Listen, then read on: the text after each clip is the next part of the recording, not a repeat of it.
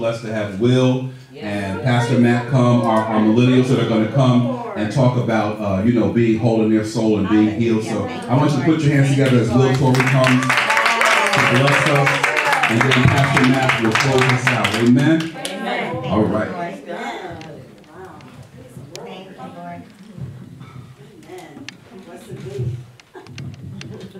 Hello everyone, my name is Will Torrey, and today I will be giving a message on healing. The title of this message will be titled, Pray, Proclaim, Proceed. Amen, that's good. So when constructing this message, I thought of the two areas of healing, and the first area is internal, and internal has to do with your soul, which is comprised of your mind, your will, and your emotions. And when it comes to internal, there are some examples of internal attacks. Could be verbal attacks to someone's character, so that could be hurtful words, traumatic event, or recurring traumatic events, gossip, family drama, church hurt, all these things that you can't see physically, but inside, you feel them. And then there's external areas, which is the body and the flesh. So these can be physical attacks to the body, physical pain, diseases, like we're talking about the coronavirus, cuts, burns, bruises, all these things that you can visibly see that are physical. And in my experience of being 22, I've realized that internal pain often can hurt more than external pain, especially if it's words from someone that you respect or you hold to a high regard. It can hurt deeper than if you're hurt physically. So with that, my first step to healing is prayer. Prayer is the most important step. It's absolutely crucial. It's of the highest importance because it's your opportunity to communicate with the Lord and ask for healing and ask for that strength to endure. More importantly, when you pray, you have to go to that secret place. And that secret place in Matthew 6:6, it talks about it. But when you pray, go away by yourself, shut the door behind you, and pray to your Father in private. And then your Father, who sees everything, will reward you. So it's just so important to get into a secure environment, to seek the presence of God, and be removed from all distractions so you can just hear His voice, hear Him clearly, and you'll be able to talk to Him and ask for that healing.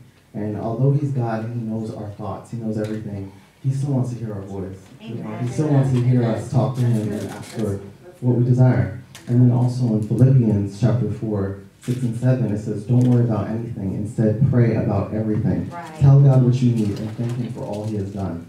Then you will experience God's peace, which exceeds anything you can understand. So that's the first step, is pray. Number 2 is proclaim. You have to call the name of Jesus, especially when you're going through a physical body, and you're going through that external pain. You have to call on His name. Because we as Christians, we have the authority to call on His name. That's right. So it's like, why not call on His name?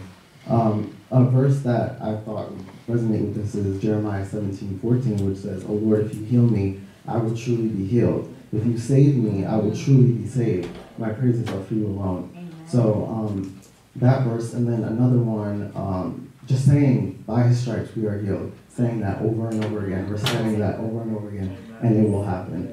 And that makes me think of just words, how powerful words are.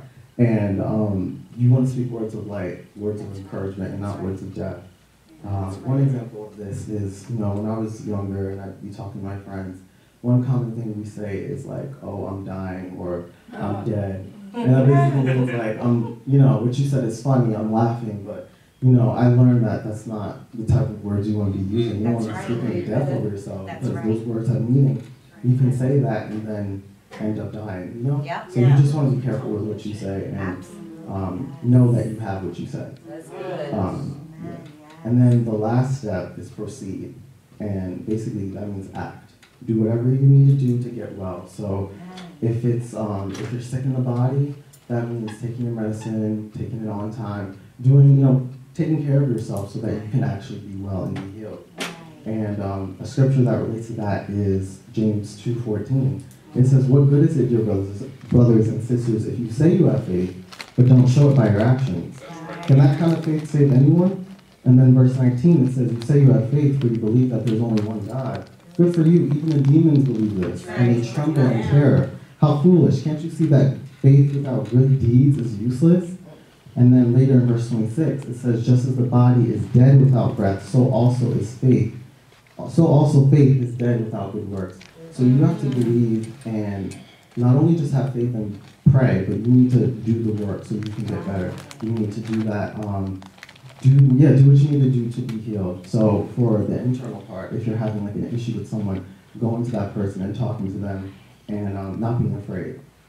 So one final point I have is that you cannot change or fix anyone until you are healed yourself.